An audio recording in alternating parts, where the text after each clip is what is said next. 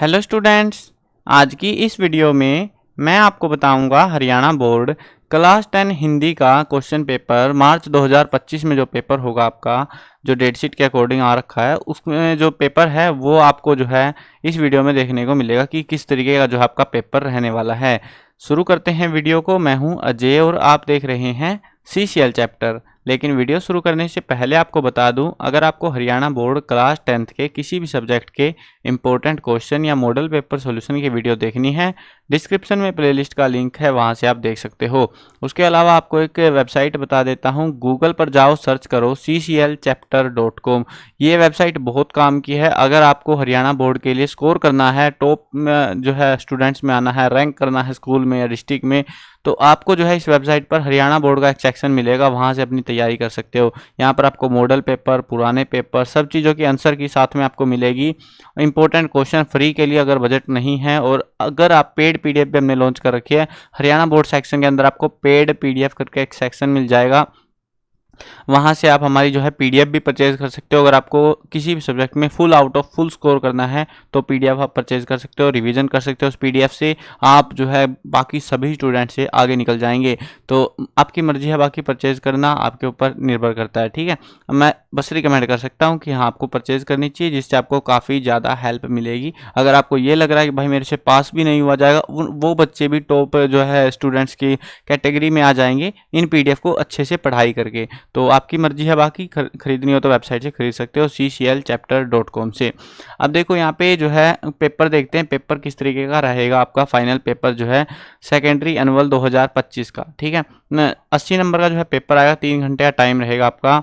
शुरू में आपको जो है कुछ जो है व्याकरण के बेसिस पे MCQs मिलेंगे, 7 MCQ मिलेंगे, आंसर्स आपको करने पड़ेंगे। व्याकरण पर आधारित निम्नलिखित बहुविकल्पीय प्रश्नों के उत्तर विकल्प चुनकर अपनी उत्तर पुस्तिका में लिखिए। तो आपको उत्तर पुस्तिका में इनके जो आंसर्स हैं वो आपको लिखने हैं। एक चीज़ का ध्यान रखना, जब भी आंसर अटैम्प्ट करो तो जैसे पर्सन 1 का क्या भाग कर रहे हो, तो पर्सन लिखने की जरूरत नहीं होती, सीधा लिख दो पर्सन नंबर 1, उसके बाद में कै, और इसमें जो भी भाग है, जैसे तीसरा भाग चल रहा है, दूसरा जो भी आंसर है, जैसे हमारा है राजपुरुष में समास का भेद बताना, तो कौन सा समास है इसमें, तत्पुरुष समास है। तो आपको यहाँ पे क्या लिखना है, 1 2 3 आई करके ऐसे तत्पुरुष समास, ठीक है, ऐसे करके लिख दो तत्पुरुष समास। बस आपको इतना ही लिखना होता है पेपर में, ज्यादा लिखने की जरूरत नहीं है, कहीं तुम क्वेश्चन लिख लिख के टाइम पास करते रहो वहां पे। आगे बढ़ते हैं अगले क्वेश्चन पे। विद्यालय, ये जो शब्द है इसमें संधि का भेद कौन सा है, तो कौन सी संधि है, दीर्घ संधि है। पर्यायवाची शब्द बताना है, रात्रि का, रात्रि का जो है क्या होता है, पर्यायवाची रात होता है। विलोम शब्द छांटना है, कोमल, कोमल का जो विलोम शब्द है वो क्या होगा, कठोर। उपसर्ग बताना है, अत्यधिक में जो है उपसर्ग कौन सा है, तो वो है आपका अति। प्रत्यय बताना है सामाजिक में, सामाजिक में कौन सा प्रत्यय है, इक प्रत्यय है, इक। मुहावरे का अर्थ बताना है, कलम तोड़ना, कलम तोड़ने का मतलब होता है बहुत सुंदर लिखना, बहुत सुंदर लिखना, ये आपका आंसर रहेगा। आगे बढ़ते हैं। ये सारे जो पेपर वगैरह ना विद आंसर की आपको cclchapter.com, ये जो वेबसाइट आपको दिख रही है, इस वेबसाइट को गूगल पर सर्च कर लेना, यहाँ से आप PDF डाउनलोड कर पाओगे, फ्री ऑफ कॉस्ट है सब चीज़ें। बस पेड PDF के लिए आपको पैसे देने पड़ेंगे, बाकी सब फ्री ऑफ कॉस्ट आपको देखने को मिलेगा। तो जरूर यूज करना वेबसाइट का, और अपने दोस्तों को भी बता देना। प्रश्न नंबर 2 देखते हैं। निम्नलिखित प्रश्नों के यथा निर्दिष्ट उत्तर दीजिए। यहाँ पे आपको क्वेश्चंस दिए जाएंगे व्याकरण से, उनके उत्तर देने हैं। 4 क्वेश्चन रहेंगे आपको, 2-2 नंबर के, 8 नंबर आपके यहाँ से हो जाएंगे। पहला क्वेश्चन है, उत्प्रेक्षा अलंकार की परिभाषा, 100 उदाहरण दीजिए। 100 उदाहरण का मतलब होता है उदाहरण के साथ देनी है। उत्प्रेक्षा अलंकार, जहां उपमेय में उपमान की संभावना या कल्पना की जाए वहां उत्प्रेक्षा अलंकार होता है। जैसे उसका सिर फट गया मानो अरुण रस का घड़ा हो, तो यहाँ पे ये उदाहरण दे दिया हमने, इस तरीके से आपको लिखना है इतना सा सेंटेंस, ठीक है। दोहा छंद की परिभाषा उदाहरण सहित लिखिए। दोहा एक जो है अर्ध सममात्रिक छंद होता है। इसके प्रथम और तृतीय चरण में 13-13 और द्वितीय और चतुर्थ चरण में 11-11 मात्राएं होती हैं। द्वितीय एवं चतुर्थ चरण के अंत में गुरु लघु वर्ण आते हैं, जैसे तुलसी या संसार में, क्योंकि यहाँ पे उदाहरण पूछा है ना हमसे, तो उदाहरण भी देना पड़ेगा। जैसे तुलसी या संसार में मिल्यो सब सो धाये, ना जाने किस रूप में नारायण मिल जाए। तो इस तरीके से जो आपको यहाँ पे एक एग्जाम्पल देना है। अगला प्रश्न देखते हैं। विकारी शब्द छांटना है, उदाहरण के साथ बताना है। विकारी शब्द, जिन शब्दों का रूप परिवर्तन होता रहता है वे शब्द विकारी शब्द कहलाते हैं। जैसे कुत्ता, कुत्ता का बनेगा कुत्ते, कुत्तों, मैं से मुझे, हमें, अच्छा, अच्छे, खाता है, खाती है, खाते हैं, इस तरीके से जो शब्द होते हैं इनमें जो है संज्ञा, सर्वनाम, विशेषण या क्रिया विकारी जो है शब्द होते हैं। अगला क्वेश्चन देखते हैं, शब्द और पद में अंतर बताना है कि शब्द और पद में क्या अंतर है।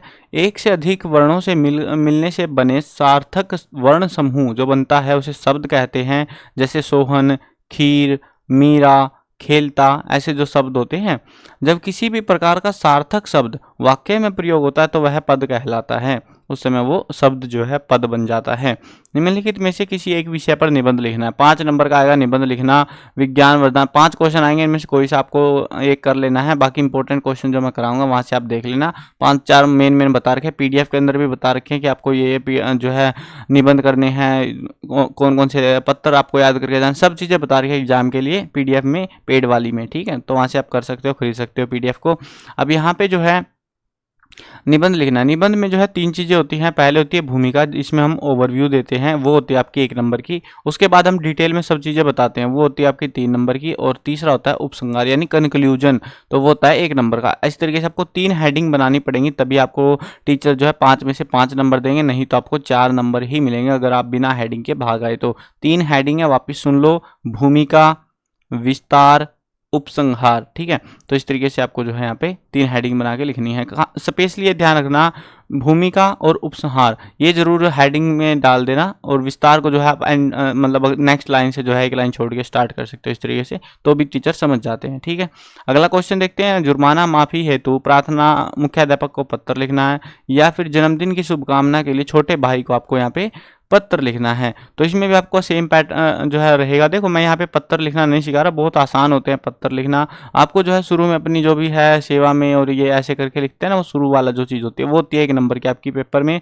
उसके बाद में आप बोलोगे कि सर मुझे जो है मैं गरीब बच्चा हूँ, आपने मुझे जुर्माना लगा दिया, पिता कमाते नहीं है, वो सारी आप डोंटरेबाजी करोगे जो भी, वो रहेगी आपकी 3 नंबर में। और उसके बाद में आपकी जो है यहाँ पे लास्ट में एक आता है आपका आज्ञाकारी शिष्य और ऐसे करके, वो भी यहाँ पे ये वाला जो ऊपर वाला है इसी के साथ होता है, ये और ये दोनों एक साथ होते हैं। और 1 नंबर की रहेगी आपकी लैंग्वेज, यानी कि आप किस तरीके से लिख रहे हो, शब्दों में कितनी गलतियां करिए, उस हिसाब से वहाँ 1 नंबर वैरी करेगा आपका। बाकी जो अपने लिखने का तरीका है उस पर निर्भर है, वो 1 नंबर। 4 नंबर आपके कन्फर्म यहाँ पे रहेंगे। लेकिन हाँ, अच्छे से लिखोगे तो आपको 5 में से 5 नंबर आराम से मिल जाएंगे, कोई मुश्किल की बात नहीं है, आराम से अच्छे से याद करके जा सकते हो। मेन जो निबंध है पीडीएफ से आपको मिल जाएंगी।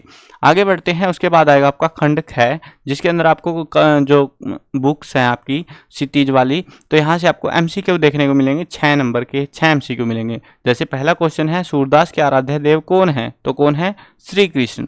राम लक्ष्मण परशुराम संवाद, काव्यांश रामचरितमानस के कौन से कांड से लिया गया है? तो कौन सा कांड है? बाल कांड से। कवि ने अपनी आत्मकथा को कैसा बताया? तो कैसा बताया है? भोली बताया है। उत्साह कविता में निदाद का क्या अर्थ है? निदाद का अर्थ होता है यहाँ पे गर्मी। अगला जो क्वेश्चन है, सरगम जो शब्द है इसका क्या मतलब होता है? सरगम यानी स्वर का बोध। किसके प्राणों का स्पर्श पाकर कठिन पाषाण पिघल गया होगा? तो किसका? बच्चे का स्पर्श पाकर, बच्चे के। अगला जो क्वेश्चन आएगा, छठा क्वेश्चन, ये आपका 5 नंबर में रहेगा। यहाँ पर आपको एक पहरा दिया है, मन की मन ही मांझ रही, ये आपकी जो है बुक में से आएगा। मन की मन ही मांझ रही, कहिए जाई कौन पे उधो, ना ही परत कही, अवधि अस्तार आस आवन की। पार्ट इसको समझ में आ गया आपको कि ये उधो की हम बात कर रहे हैं, आपको समझ आ जाना चाहिए यहाँ पे कि किसकी बात कर रहे हैं, क्या चीज़ें हैं। यहाँ पे आपको क्वेश्चंस मिलेंगे, इनके आपको आंसर करने हैं। इसके लिए आपको जरूरी है कि आप कवि और कविताओं के नाम जरूर याद करके जाना, जिससे आपको आइडिया लगे। पक्का ये क्वेश्चन, इस टाइप का क्वेश्चन हर एक पैसेज में आएगा, जो भी पैटर्न पे वो देंगे। प्रस्तुत काव्यांश का कवि और कविता का नाम बताना है। तो यहाँ पे कवि है हमारा सूरदास, कविता है सूरदास के पद। इस पद का प्रसंग स्पष्ट करना है, इसका प्रसंग हमको लिखना है। प्रसंग हम क्या लिखेंगे? आप इसमें जो है, जैसे हम लोग पहले लिखते थे कि ये प्रस्तुत कविता हमारे इस पाठ कविता से ली गई है, उसके साथ में एक चीज़ और बतानी होती है इसमें, वो है कंक्लूजन की किस बारे में इस पहरे में बात हुई है, थोड़ा सा बताना होता है। जैसे प्रसंग बताता हूँ, इसका कैसे लिखना है आपको। प्रस्तुत पद्यांश हमारी हिंदी की पाठ्य पुस्तक क्षितिज भाग 2 में संकलित सूरदास के पद में से लिया गया है। यहाँ पर गोपियों का धैर्य इसीलिए खत्म हो रहा है क्योंकि श्री कृष्ण ने अपनी मर्यादाओं का पालन नहीं किया। उन्होंने प्रेम का आदर करने की अपेक्षा गोपियों का मजाक उड़ाया है। तो इस तरीके से आपको यहाँ पे एक्सप्लेन आउट करना है, इसकी पूरी व्याख्या नहीं करनी, थोड़ा सा बताना बस, ठीक है, इन शॉर्ट में। अगला है अनुप्रास अलंकार का एक उदाहरण लिखना है यहाँ पे। तो अनुप्रास अलंकार का उदाहरण यहाँ पे इसमें से आपको ढूंढ के लिखना है। तो वो क्या है यहाँ पे, धीर धरहि, तो ये अनुप्रास अलंकार है। गुहारी, ये जो शब्द है इसका क्या मतलब होता है, इसका मतलब होता है गुहारी का मतलब गुहार लगाना, यानी रक्षा, अपनी रक्षा के लिए पुकारना। तो यहाँ पे आपको लिखना गुहारी का अर्थ होता है रक्षा के लिए पुकारना। अगला जो है आपको नेक्स्ट क्वेश्चन आएगा 7वां क्वेश्चन। इसमें आपको जो है काव्यांश का भाव और काव्य सौंदर्य स्पष्ट करना है। भाव यानी कि जो व्याख्या करते हैं, और उसके बाद में जो है काव्य सौंदर्य यानी कि इसमें कौन से छंद अलंकार वगैरह वो चीजें बतानी है, ठीक है। अब यहाँ पे जो है भाव आपका जो है, भाव के अंदर देखो कितने नंबर का है टोटल, ये आएगा आपका 3 नंबर का, ठीक है, इन्होंने नंबर मार्क करना भूल गए हैं, 3 नंबर का आएगा। 3 नंबर में आपको जो है 1.5 नंबर का तो ये रहेगा भाव, और 1.5 नंबर में आएगा काव्य सौंदर्य। कम से कम 3 तो पॉइंट आपको लिखने पड़ेंगे काव्य सौंदर्य के लिए, और भाव लिखना है, ठीक है। अब जैसे भाव क्या रहेगा इसका कि सुर समर करनी करही, कहीं ना जनावही आपू, विद्यमान रन पाई रिपु, कायर कथई प्रतापु। तो इसमें जो है लक्ष्मण ने परशुराम की शक्ति, वीरता और उनके बाद बोलेपन को जो है उजागर किया हुआ, उसके बारे में आपको डिटेल में थोड़ा एक्सप्लेन आउट करना है यहाँ पे। अब जो है अगर आप शिल्प सौंदर्य की बात करें तो यहाँ पे इसकी जो इसमें जो भाषा यूज हुई है, इसमें जो है आपको किस तरीके से लिखना है, भाषा है अवधि, ठीक है, छंद है यहाँ पे दोहा, अलंकार है अनुप्रास। अनुप्रास कहाँ पे है, यहाँ पे सूर समर, इसमें जो है आपको दिख रहा है ना, सूर समर शब्द में अनुप्रास अलंकार है। वीर रस ओज, यहाँ पे जो है ओज गुण विद्यमान है, वीर रस जो है उसमें। तो ये चीज आपको बतानी है, 2-3 पॉइंट आप बता सकते हो, ठीक है। नेक्स्ट जो है क्वेश्चन आएंगे आपको 3-3 नंबर के 2 क्वेश्चन मिलेंगे, दोनों करने हैं। उत्साह कविता का मूल भाव स्पष्ट कीजिए। उत्साह कविता में कविवर निराला ने, कवि का नाम आपको एक्सप्लेन आउट करना है जब भी आपसे मूल भाव पूछा जाए, जो कि बेटर लगता है, नंबर बढ़ाने में मदद करता है। तो देखो क्या लिखना है आंसर में, उत्साह कविता में कवि निराला ने बादल को उत्साह के प्रतीक के रूप में दर्शाया है। कवि बादल से अनुरोध करता है कि वह सारे आसमान में छा जाए और खूब सारी वर्षा करे, ताकि तपती हुई धरती को शीतलता मिल सके। वह किसी संघर्षशील कवि के समान सबके जीवन में उत्साह भर दे, वह अपनी गर्जन से सोई हुई मानवता को भी जगा दे, उसमें नया जोश और उत्साह भर दे। जब सारी धरती पर लोग व्याकुल और अनमने हो, तब बादल जल की धारा बनकर सबको शीतलता प्रदान करें। तो इस तरीके से आपको जो है इसकी जो है मूल भाव यहाँ पे लिखना रहेगा। उद्धव द्वारा दिए गए संदेश ने गोपियों की विरह अग्नि में घी का काम कैसे किया, तो किस तरीके से किया है वो आपको बताना है। तो श्री कृष्ण ने मथुरा जाने के बाद, श्री कृष्ण के मथुरा जाने के बाद गोपियां जो है विरह की अग्नि में जलती रहती हैं। वे श्री कृष्ण को याद करके तड़पती रहती हैं। उन्हें उम्मीद थी कि एक दिन श्री कृष्ण अवश्य उनसे मिलने आएंगे, उन्हें उनका जो है खोया हुआ प्रेम फिर से वापस मिल जाएगा। वे श्री कृष्ण के आने का हृदय की पीड़ा जो है फिर अपनी बताएंगे उनको, श्री कृष्ण को, कि हमने ऐसे ऐसे कष्ट सहे हैं आपके लिए। किंतु इस समय होता क्या है कि उद्धव जो है कृष्ण द्वारा भेजे गए योग का संदेश लेकर गोपियों के पास आ जाता है। तब गोपियों की सहन शक्ति जवाब दे जाती है। उन्होंने श्री कृष्ण के द्वारा भेजे जाने वाले योग संदेश की भी कल्पना नहीं की थी। इससे उनका विश्वास टूट गया था। विरह अग्नि में जलता हुआ उनका दिल योग के वचनों से दहक उठा था। योग के संदेश ने गोपियों की विरह अग्नि में घी का काम किया था। इसीलिए उन्होंने उद्धव और श्री कृष्ण को दोनों को जली कटी सुना दी। तो इस तरीके से आपको यहाँ पे बताना है। आप जरूरी नहीं है जैसा मैंने एक्सप्लेन किया इसी तरीके से लिखना, आप अपने हिसाब से भी आंसर बना के लिख सकते हो, ठीक है। पीडीएफ में आपको सारे इंपॉर्टेंट क्वेश्चन मिल जाएंगे जो एग्जाम में पक्का आएंगे। अगर आपको खरीदते हो तो हर चैप्टर वाइज मिलेंगे, जिस आंसर्स के साथ है सब कुछ। तो आप जो है अच्छा रिवीजन अपना कर सकते हो, full out of full score कर सकते हो। आगे बढ़ते हैं खंड गय। खंड गय के अंदर आपको 6 नंबर के जो है एमसीक्यू मिलेंगे आपके कहानी वाले पोर्शन से, ठीक है। पहला क्वेश्चन है, हालदार साहब किसकी देशभक्ति के सामने नतमस्तक थे, तो किसकी थे वो थे कैप्टन की। अगला क्वेश्चन देखते हैं। अगला है, बालगोविंद भगत की प्रभातियां कब तक चलती थी, तो वो थी फागुन मास तक चलती थी। बालगोविंद भगत कैसे कद के व्यक्ति थे, तो कैसा कद था उनका, मंझोला कद था। मन्नू भंडारी का परिवार अजमेर के कौन से मोहल्ले में रहता था, तो कौन से में, ब्रह्मपुरी मोहल्ले में रहता था। नरकट नामक घास डुमराव गांव में किस नदी के किनारे पाई जाती है, तो वह है सोन नदी। संसार के मजदूरों को सुखी देखने का सपना किसने देखा, तो किसने देखा था, लेनिन ने देखा था। अगला प्रश्न देखते हैं, प्रश्न नंबर 10, 5 नंबर में रहेगा ये आपका। इसमें भी आपको एक पहरा दिया हुआ है किताब से, और खीरे वाला जो है, खीरे से समझ गए होगे कौन सा पार्ट है आपका। अब देखो यहाँ पे जो है इसमें आपको क्वेश्चंस के आंसर करने हैं। पहला क्वेश्चन आपका इस पहरे में, पाठ और लेखक का नाम बताइए। तो पाठ का नाम है हमारा यहाँ पे लखनवी अंदाज और लेखक का नाम है यशपाल। अब अगला क्वेश्चन है, लेखक की पुरानी आदत क्या और क्यों है। तो लेखक की है पुरानी आदत खाली बैठे कल्पना करते रहना, ये उनकी पुरानी आदत है, इसके बारे में बताना है। यहाँ पे पहरे को पढ़ लेना एक बार, आराम से समझते हुए करना। लेखक ने नवाब के बारे में क्या सोचा। तो उन्होंने सोचा शायद इस डिब्बे में अकेले यात्रा करना चाहते होंगे, किराया बढ़ने के लिए सेकंड क्लास का टिकट उन्होंने खरीदा होगा। तो ऐसा कुछ इन्होंने कल्पना की थी यहाँ पे। तो उसके बाद में देखो यहाँ पे बता भी रखा, नवाब साहब ने अकेले यात्रा कर सकने के अनुमान से, किफ़ायत के विचार से सेकंड क्लास का टिकट खरीद लिया हो। तो इस तरीके से आपको बस एक्सप्लेन करना है सिंपल शब्दों में। लेखक ने नवाब के बारे में क्या सोचा, ये तो हो गया ना हमारा। लेखक नवाबों के विषय में किस धारणा से ग्रस्त हैं। तो नवाब अपने आप को दूसरों से श्रेष्ठ समझते हैं और अपनी शान के बारे में बढ़ा चढ़ाकर वो बातें करते हैं। तो ये उनकी धारणा है लेखक की। नवाब साहब खीरे क्यों नहीं खा रहे थे। तो क्यों नहीं खा रहे थे, कोई सफ़ेद पोश व्यक्ति उन्हें खीरे जैसी सामान्य वस्तु खाते देख रहा है, इसलिए उनकी तौहीन होगी, ये सोचकर वो खीरे नहीं खा रहे थे। तो ऐसा उनको प्रतीत हो रहा था लेखक को। तो उसके बारे में यहाँ पे इस तरीके से बताना है। अगला जो क्वेश्चन है प्रश्न नंबर 11, यहाँ पे आपको जीवन परिचय बताना है यशपाल या मन्नू भंडारी का। जीवन परिचय देते हुए उनकी रचनाएं, साहित्यिक विशेषताएं और भाषा शैली पर प्रकाश डालिए। इसके अंदर आपको 4 पॉइंट बनाने हैं, पॉइंट बनाने मत भूलना। पहला है जीवन परिचय। जीवन परिचय के अंदर आप उनका जन्म, मृत्यु और पढ़ाई लिखाई के बारे में बात करोगे। दूसरा पॉइंट रहेगा प्रमुख रचनाएं, जिसके अंदर आप रचनाओं के बारे में लिखोगे। कम से कम 4 से 5 रचनाएं याद करके जाना। तीसरा पॉइंट बनेगा साहित्यिक विशेषताएं, उसमें आप बताओगे कि इन्होंने किस तरीके की कविताओं में क्या क्या रचनाएं करी हैं, कैसी भाषा वगैरह, वो चीज़ें बतानी होती है बेसिकली, थोड़ा राउंड में, ठीक है, मतलब क्या विचार है उनके, एक तरीके से कह सकते हो। लास्ट पॉइंट बनेगा फोर्थ पॉइंट आपका भाषा शैली। इसमें आप बताओगे कि उनकी भाषा खड़ी बोली है, हिंदी है, ये है, तत्सम तद्भव शब्द है, इस तरीके से आपको बताना है। सारे के सारे जो पॉइंट है, पहला पॉइंट जो है सामान्य जीवन परिचय वो रहेगा 1 नंबर का, रचनाएं रहेंगी आपकी 1 नंबर की, 1.5 नंबर का जो है आपका रहेगी विशेषताएं और 1.5 नंबर में भाषा शैली। इस तरीके से आपका 5 नंबर यहाँ पे बनता है। तो ये चीज़ ध्यान रखना। सामान्य जीवन परिचय में सबसे बड़ी दिक्कत मेरे को पता है आप लोगों की, सबसे बड़ी दिक्कत है कि भाई जन्म, मृत्यु और ये चीज़ें, बहुत सारी चीज़ें हो जाती है, याद नहीं रहती। आपको 3-4 चीज़ें याद रखनी है बस। पहला है जन्म, उनका जन्म कब हुआ, ठीक है, और मृत्यु कब हुई, ये सबसे इंपॉर्टेंट है। दूसरा उनकी पढ़ाई क्या थी, ठीक है, ये 3 चीज़ें जरूर पढ़ के जाना। बाकी चीज़ें याद रहे ना रहे वो मैटर नहीं करता, बट ये 3 चीज़ें इसमें जरूर याद होनी चाहिए आपको।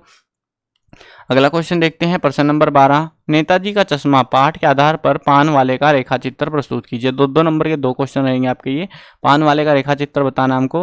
पान वाला जो है काला, मोटा और खुश मिजाज व्यक्ति है। कस्बे के चौराहे पर उसकी पान की दुकान थी। उसकी बड़ी सी एक तोड़ निकली हुई है। वह किसी भी बात को जाने बिना ही उस पर टिप्पणी कर देता है। उसके मुंह में पान हमेशा ढुसा रहता था। उसके दांत जो है लाल काले हो गए थे। वह कैप्टन जैसे देशभक्त को लंगड़ा और पागल कहने से नहीं चूकता था। वह संवेदनशील व्यक्ति भी है। कैप्टन की मृत्यु की बात कहते समय उसकी आंखों से आंसू छलक गए थे। तो इस तरीके से हमें रेखा चित्र बताना पान वाले का। अगला प्रश्न देखते हैं, पाठ में आए किन प्रसंगों के आधार पर आप कह सकते हैं कि बिस्मिल्लाह खां वास्तविक अर्थों में एक सच्चे इंसान थे। तो बिस्मिल्लाह खां एक सच्चे इंसान थे। वे अपने शहनाई बजाने की कला को सदैव ईश्वर की देन मानते थे। इतने बड़े शहनाई वादक होने पर भी वे अत्यंत सरल और साधारण जीवन जिया करते थे। उन्होंने अपनी कला को कभी बाजारू नहीं बनाया। बाजारू से यहाँ पे अर्थ होता है पैसा कमाने वाला।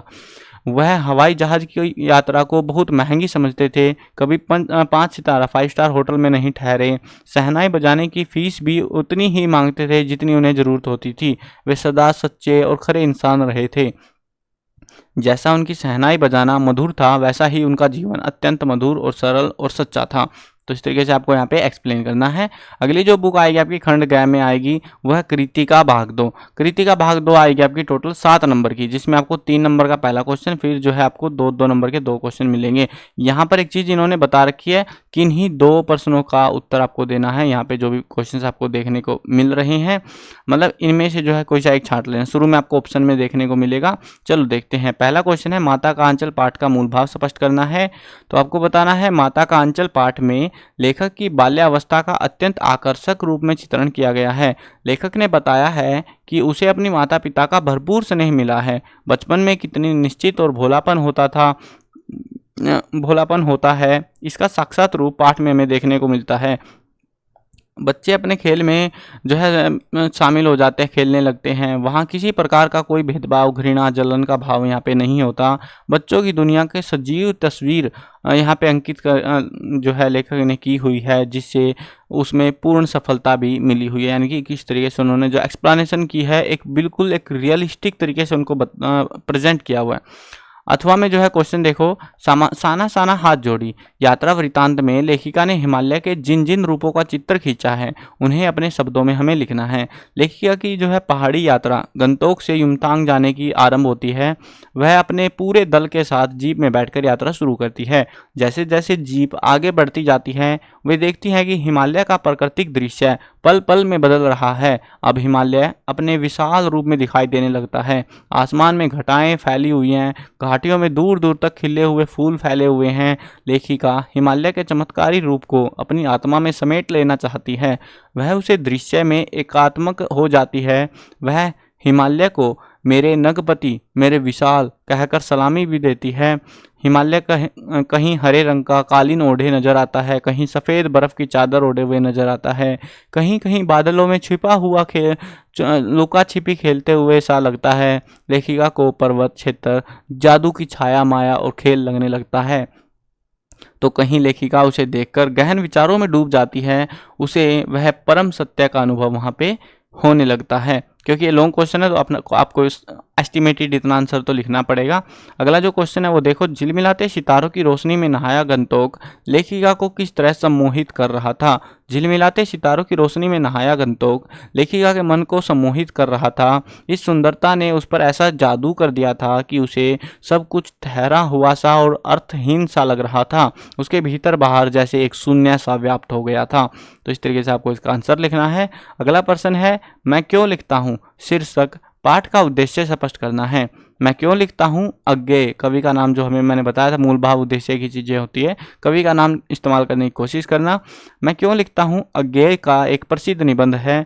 लेखक ने इस निबंध में बताया है कि लेखक की भीतरी विवशता ही उसे लिखने के लिए मजबूर करती है और लिख कर ही लेखक उससे मुक्त हो पाता है। प्रत्यक्ष अनुभव जब अनुभूति का रूप धारण करता है तभी रचना पैदा होती है। अनुभव के बिना अनुभूति नहीं होती, परंतु यह आवश्यक नहीं है कि हर अनुभव अनुभूति ही बने। लेखक ने अपने द्वारा रचित हिरोशिमा कविता की रचना का उदाहरण देते हुए स्पष्ट किया है कि अनुभव जब भाव जगत और संवेदना का हिस्सा बनता है तभी वह कलात्मक अनुभूति के रूप में रूपांतरित हो पाता है। अगला जो कोई सेक्शन आपका वो है खंड 8, जिसके अंदर आपको आदर्श जीवन मूल्य, पुरानी बुक नहीं है ये वाली, नई बुक आई हुई है आपकी, कहीं कोई पुरानी बुक खरीद के लाया हो पढ़ लो। तो इसमें शायद 8-9 कुछ इतने चैप्टर, 8-9 के आसपास कुछ चैप्टर, ज़्यादा नहीं है, ठीक है। इसकी वीडियोज़ आपको चैनल पर मिल जाएंगे, अगर आपने नहीं पढ़ी है अच्छे से तो वहाँ पर मिल जाएंगे। इसके अभ्यास वाले प्रश्न उत्तर सफिशिएंट रहेंगे आपके लिए, उनमें से ही हाईएस्ट पॉसिबिलिटी है कि आप उनमें से कर लोगे। इसमें आपको 5 क्वेश्चन मिलेंगे, 5 में से कोई से 4 कर देना जो आपको पसंद आए। 2-2 नंबर के क्वेश्चन आपके रहने वाले हैं। पहला क्वेश्चन देखो, विद्यार्थी जीवन में आप ईश्वर को प्रसन्न कर सकते हैं, को प्रसन्न मतलब पूछ रहे हमसे कैसे प्रसन्न कर सकते हैं। परमपिता परमात्मा ने हमें सब प्राणियों जो है श्रेष्ठ मनुष्य बनाकर भेजा। यदि हम अच्छी पढ़ाई और अच्छे गुणों के साथ जीवन को अच्छा बना कर रह रहे हैं तो भगवान भी हमसे अवश्य खुश होंगे। तो इस तरीके से बताना है। मनुष्य की श्रेष्ठता कैसे आंकी जाती है, सफलता के सूत्र पाठ के आधार पर बताइए। तो मनुष्य की श्रेष्ठता के लिए कर्मों की सिद्धि में 5 हेतु बताए गए हैं, अधिष्ठान, कर्ता, करण, चेष्टा और दैव। इसका कारण यह है कि कर्ता के बिना क्रिया कौन करेगा, अधिष्ठान आधार के बिना के कोई भी कार्य हो नहीं पाएगा, कहाँ किया जाएगा वो भी नहीं पता। क्रिया के लिए करण यानी साधन होने से ही कर्ता क्रिया कर पाएगा, नहीं तो कर्म सिद्धि कैसे उसको मिलेगी। थोड़ा कॉम्प्लेक्स है इसका आंसर, बट इस तरीके से आपको लिखना रहेगा। आकाश गुप्ता को स्टील कंपनी में किस प्रकार की समस्या थी। आकाश गुप्ता को अपने पिता प्रेम प्रकाश गुप्ता द्वारा स्थापित स्टील कंपनी को चलाने में 5 लाख प्रति माह का अत्यधिक बिजली बिल उनको परेशान कर रहा था। अगला क्वेश्चन है, एकलव्य की कौन सी विशेषता आपको अच्छी लगी और क्यों? तो एकलव्य में जो है उत्साह और आत्मविश्वास कूट कूट कर भरा हुआ था। वह दृढ़ निश्चय था और जंगल में अकेले रहकर भी जो है अपनी विद्या का जो है अभ्यास करता, परिस्थितियों के अनुसार उत्तम जो है मार्ग का उसने चयन किया। यही विशेषता हमें सबसे अच्छी लगी, क्योंकि परिस्थिति के अनुसार उत्तम मार्ग का चयन करके ही हम आदर्श बनने का प्रयास कर सकते हैं और हमें अपनी परिस्थितियों के लिए कभी भी रोना नहीं चाहिए। अगला क्वेश्चन है, कलकत्ता में प्लेग की महामारी फैलने पर निवेदिता ने सेवा कार्य में क्या योगदान दिया? सन 1899 में कलकत्ता में प्लेग भयंकर महामारी के रूप में फैला। तब भगिनी निवेदिता ने स्वच्छता संबंधी सारा कार्य अपने हाथों में ले लिया। उनकी प्रेरणा से अनेक युवक युवतियां प्लेग पीड़ितों की सहायता के लिए घरों से बाहर आ गए। इसका यह परिणाम निकला कि सेवा की दिव्य अनुभूति से छुआछूत की जो सतही भावना थी, यानी सब लोगों के अंदर जो विचारी भावना थी वो सबसे दूर हो गई। अब उनके अंदर वैसी भावना नहीं थी। तो ये था आपका कंप्लीट पेपर। आई होप आपको क्लियर हो गया होगा। इसका अच्छे से रिवीजन कर लेना, प्रैक्टिस कर लेना। और अगर आपको full out of full score करना है तो पेड पीडीएफ खरीदो cclchapter.com से। और हाँ, अगर चैनल पर नए हो सब्सक्राइब भी कर लेना, क्योंकि ऐसे फ्री में पेपर भी आपको मिलते रहेंगे। बाकी के सब्जेक्ट की वीडियो देखनी है ऐसे वाली भयंकर वाली, तो डिस्क्रिप्शन में प्लेलिस्ट का लिंक है, वहाँ से देख लेना। मिलते हैं नई वीडियो में। Bye bye.